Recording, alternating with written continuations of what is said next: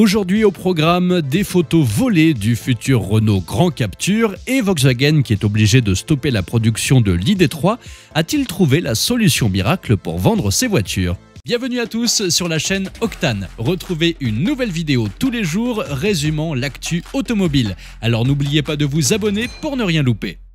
Voici venir le nouveau bébé de chez Renault, le Grand Captur. Enfin du moins sous des camouflages dignes d'un espion en mission secrète pour l'instant.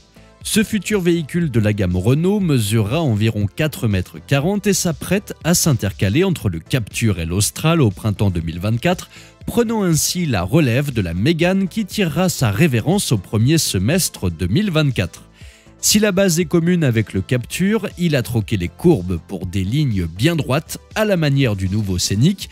À l'avant, c'est une proue verticale, un capot plat et des feux dignes des dernières créations du losange. Quant à son nom, c'est encore un mystère qui sera percé lors de sa présentation officielle d'ici la fin de l'année et sa commercialisation est annoncée pour l'été 2024, juste après le ravalement de façade du Captur normal qui reprendra le même visage que ce Captur long.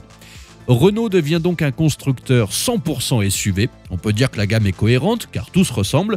Entre la Mégane E-Tech qui est devenue un SUV, le futur Captur, le futur Captur long, l'Arcana, le nouveau Scénic, l'Austral, le nouvel Espace et le Rafale, le choix devient difficile, non ?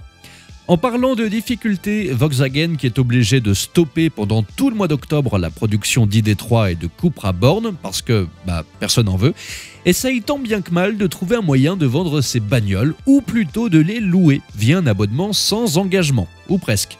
Si vous avez déjà rêvé de vous glisser derrière le volant d'une Volkswagen sans avoir à hypothéquer votre rein gauche, voici l'annonce que vous attendiez. Il débarque sur le marché français avec une offre d'abonnement qui va faire vibrer les amateurs de conduite temporaire. Fini les tracas dans les concessions, maintenant vous pouvez commander votre bijou directement depuis le confort de votre canapé et vous faire livrer votre nouvelle voiture, qui ne sera jamais à vous, en 10 jours. Gerrit Emberg, le big boss de chez Volkswagen France, ne plaisante pas. Il déclare que cette offre est le pilier de leur nouveau modèle commercial. Rien que ça. Pour le moment, vous avez le choix entre la Polo, le T-Cross et l'ID3, mais Volkswagen souhaite étendre cette offre d'abonnement à toute la gamme.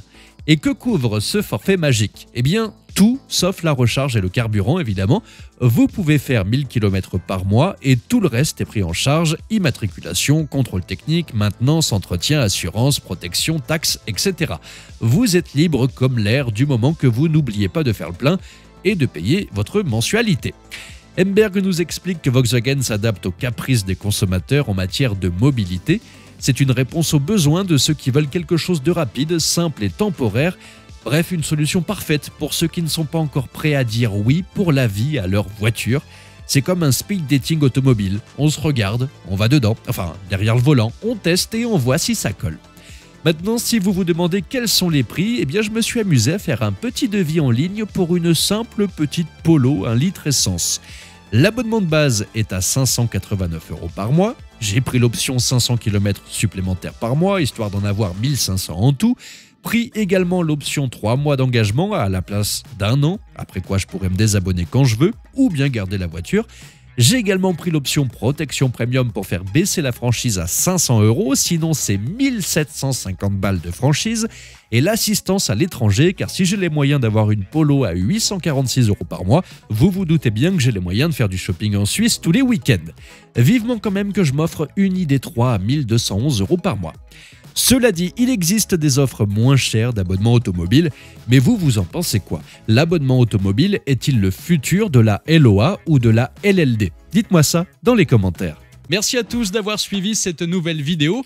N'hésitez pas à vous abonner, à activer la cloche des notifications pour être sûr de ne rien louper, liker, partager et vous pouvez également venir nous rejoindre sur notre compte TikTok. Ciao !